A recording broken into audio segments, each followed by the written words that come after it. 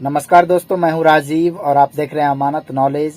दोस्तों, आज हम जानकारी प्राप्त करेंगे कि 1929 ईस्वी का एक केवाला है जिसमें दो व्यक्ति का नाम है और वो दो व्यक्ति में से एक चाचा है, दूसरा भतीजा है। उसके बाद उसका खतियान बना तो उसमें एक ही व्यक्ति के नाम से खतियान बना और वो है भतीजा। तो दूसरा व्यक्ति जो चाचा है उनका नाम उस खतियान में नहीं है, तो क्या उनको इनमें से हिस्सा मिलेगा? तो दोस्तों, इसी को जानेंगे और जानने से पहले आप हमारे चैनल पर नए हैं तो चैनल को सब्सक्राइब कर लीजिए और बेल आइकन प्रेस कर दीजिए, क्योंकि जमीन संबंधित नॉलेजेबल वीडियो मैं आपके लिए लाता रहता हूं। चलिए आगे जानकारी प्राप्त करते हैं। तो दोस्तों, यदि इस तरह की बात है कि सन 1929 की बात है, उस समय का केवाला अर्थात जमीन रजिस्ट्री का पेपर है, उसमें दो व्यक्ति का नाम है, एक चाचा दूसरा भतीजा। उसके बाद जो है कहना है कि मतलब खतियान तैयार किया गया, तो खतियान में एक ही व्यक्ति है, भतीजा का नाम, चाचा का नाम नहीं है, तो उनको हिस्सा मिल सकता है। तो दोस्तों, सबसे पहले तो ये देखना पड़ेगा कि सन 1929 की बात है, उस समय यदि जमीन रजिस्ट्री किया गया, उस समय केवाला के रूप में आपके पास आया जमीन, तो खतियान जो बना इसको देखना है कि कब बना है। ठीक है, यदि 1929 के बाद खतियान बना है तो फिर एक ही व्यक्ति के नाम से क्यों बना, ये रीजन देखना है।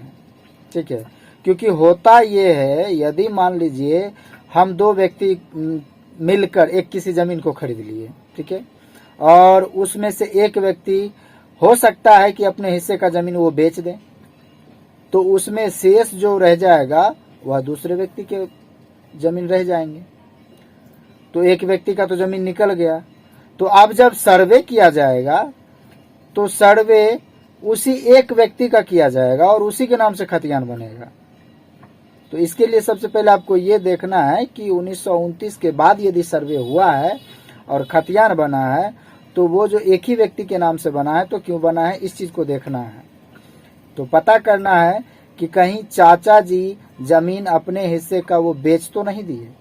यदि वो बेच दिए हैं तब तो भतीजा के नाम पर ही जो एक हिस्सा होता है उनका खतियान होगा। ठीक है, लेकिन यदि टोटल का टोटल रकबा सिर्फ भतीजा के नाम पे आ गया है तो उसमें भी आपको देखना है कि चाचा कहीं इस जमीन को भतीजा के पास तो नहीं बेच दी है, तो इसका भी प्रूव होना चाहिए।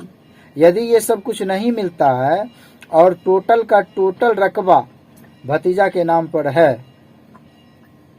तो आप फाइट कर सकते हैं कि आखिर आपके नाम पर टोटल रकबा कैसे आ गया, टोटल का खतियान आप ही के नाम पर कैसे आ गया, जबकि केवाला में दोनों व्यक्ति का नाम था।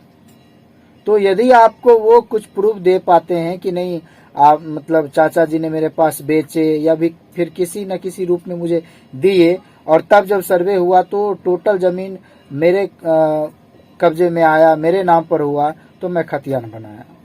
तो इस तरह की खोजबीन आपको करनी है, तब आपको पता चल पाएगा। ठीक है, यदि मान लीजिए कोई प्रूफ नहीं दे पाता है भतीजा, तब तो चाचा का हिस्सा उसमें होना चाहिए। लेकिन एक समस्या इसमें यह है कि खतियान बन चुका है, लगान रसीद भी उनके नाम से कट रहा है, भतीजा के नाम से। तो यहाँ थोड़ी सी समस्या इसलिए है कि पेपर उनके नाम से बना हुआ है, लेकिन उससे पूर्व का केवाला यदि आपके पास है तो आप फाइट करें। ठीक है, फाइट कर सकते हैं और किस रूप में खतियान उनके नाम पर बना, क्यों बना, वो आधार आप पता करें। ठीक है, आधार पता चल जाता है तो आप फाइट कर सकते हैं। दोस्तों, उम्मीद करता हूँ समझ गए होंगे। अगर समझ में आ गया तो वीडियो को लाइक और शेयर करना ना भूलें। मिलते हैं नेक्स्ट वीडियो के साथ, तब तक के लिए अलविदा। थैंक्स।